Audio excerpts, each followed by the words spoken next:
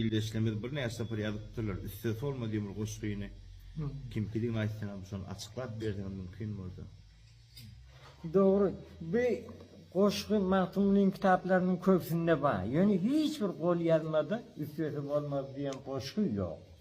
Birinci bent bilen in soňky bendin bir aýdaýyn. Doğru. Ha. Allah'ını yad edip hakkı görürlerken denmiden zevdanyň üstesi olmaz. Hakkı görürler, hakikati görürler, doğru yatlap, hemişe de Hudaý ýardymdan çykarman gitsen, denmiden zevdanyň hiç üstesi olmaz. Üstemen şuna bir zat alayım deyip bolmaýar. Misal üçin, iki geçi berip bir koyun alınýan bolsa, ikisiniň bahasy deň bolsa, yok men iki geçi verip bir koyunu alacak değil, bir koyun alacak falan yine üstüne pul alacak diyeceğim, ikirden ya otururken öyle olurdan.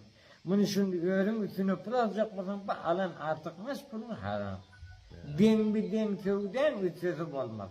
Hiç her neyme artık nasıl alsan, ondan bahasını yukarı kaldırıp durun, kımmat edip durun. Onun sana günahkar, üstesi olmaz onun. Dava kenarında yalan söylesem, gumansız yatarsın, tüsüzü olmaz.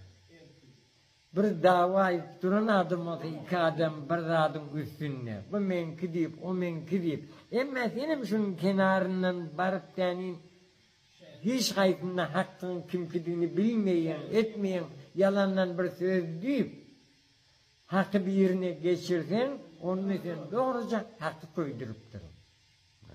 Senin adam baracak yerin cehennemdir. Yalan sevdimiden başka. O sayıyor iki davalıyım sözünün aslında yetmendir zaten. Aslında yetmen özünden bir daha çıkartsın. İki günah kalan yeniden. Mahtum olu gel koy bu belent yolu. Diysen hem hiç kimse inanmaz hali. Alsan bir sarı diş karı ayalı, hatili harmani destesi vardır. Şimdi bir toloruşu insan kız etirini alsan bir sarı diş ayalı oynaştan hiçbir ıstısı olmaz diye şey diye. Ha bizim kitaplarımızda şeyler geliyor. Hava. Şimdi yok şu anırsı insan kızın bir kol yazman için ne elbette sonku yazılan kol yazmalarda.